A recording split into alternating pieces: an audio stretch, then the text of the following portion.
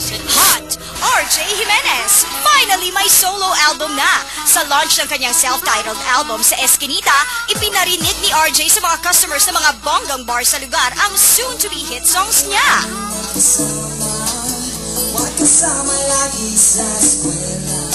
Not! Sa kontrobersyal na paghihiwalay nila ni Yeng, natanong si RJ kung bakit si Yeng umiyak sa TV samantalang siya parang hindi nakikitang sad.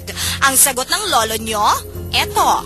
Kailangan ko ba bang ipita? Kasi siya rin naman, nagulat din lang siya sa like, emotion niya eh. Tsaka, hindi ko naman kailangan na umiyak. One count. Pinariringgan mo ba si Yeng, RJ? Hot! Sanjo Marudo, matapos ang matagal na pananahimik at pag-iwas, naging vocal na rin finally sa totoong relasyon nila ni Mariel. Last Monday sa Boy and Chris, straight to the point ang discussion ni Sanjo at Chrissy. Exclusively dating, kayo na, ano ba? Ang dali naman ang tanong ko. Not! Nang tanongin naman siya kung bakit pinili niyang magpaka-silent lang noon. Bakit? Dahil hindi ako nagsasalita o tahimik ako, bakit ako yung parang laging tinatanong, laging ano, bakit di natin tanongin si Mariel kung bakit siya madaldal, kung bakit siya open, diba? Papa Sanjo naman ayaw mo nun, proud si Mariel sa'yo. Ay naku. Our story behind the story is coming up next, so don't go away.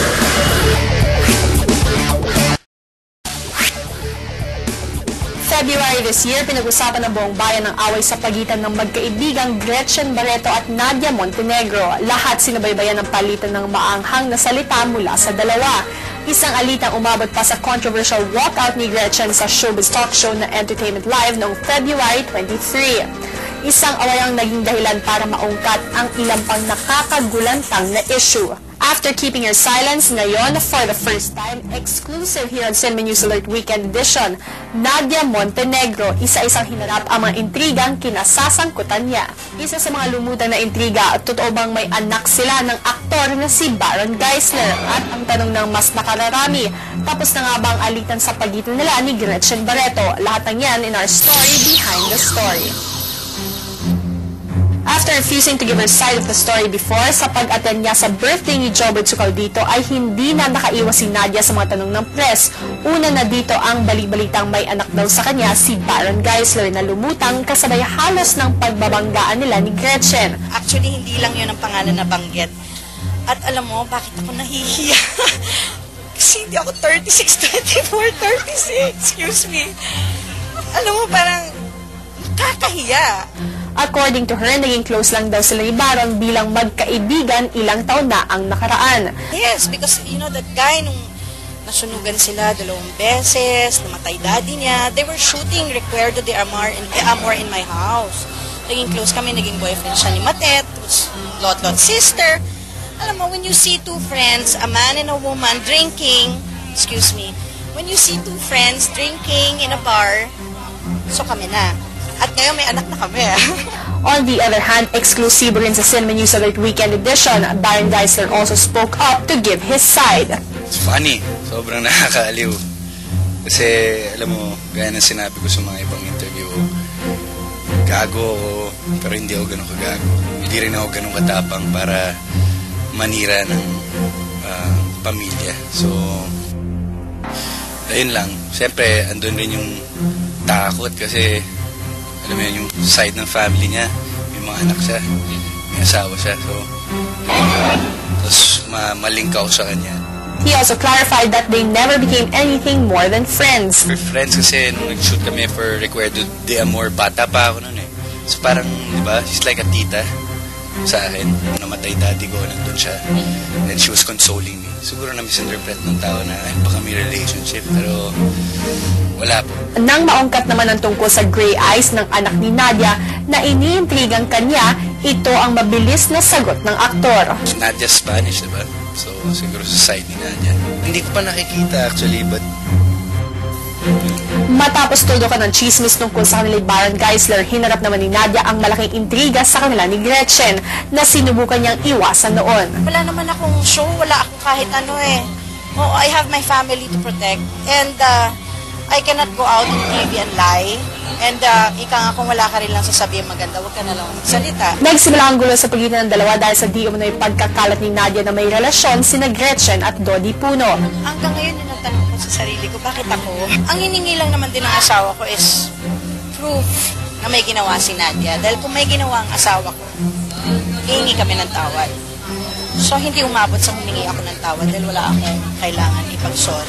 Dagdag pa ni Nadia, kaibigan niya rin si Dodi kaya hindi niya ito magagawang siraan. Dodi has been a friend of mine for the longest time. And I will love him till the day I die.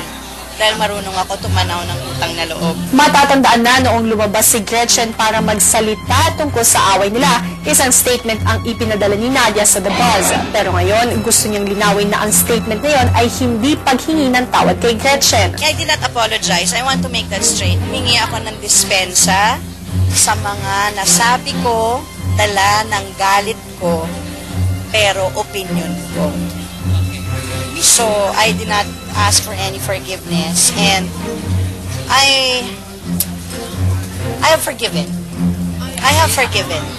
But forgetting will be a hard thing to do.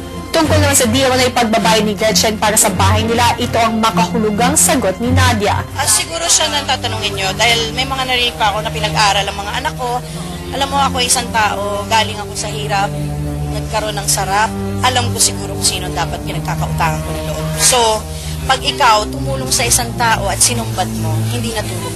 Hindi rin daw apektado si Nadia sa mga naglabasang balita na pasasabugin di umano ni Gretchen lahat ng sikreto niya. Wala naman, alam mo, si Gretchen, siguro at that time galit siya. Kung ano man mga bahong ilalabas, nailabas na nila lahat eh. Nalabas na nila kung ano na sinabi. Kulang na lang sabihin nilang kriminal ako. Hindi ako takot. Alam mo bakit?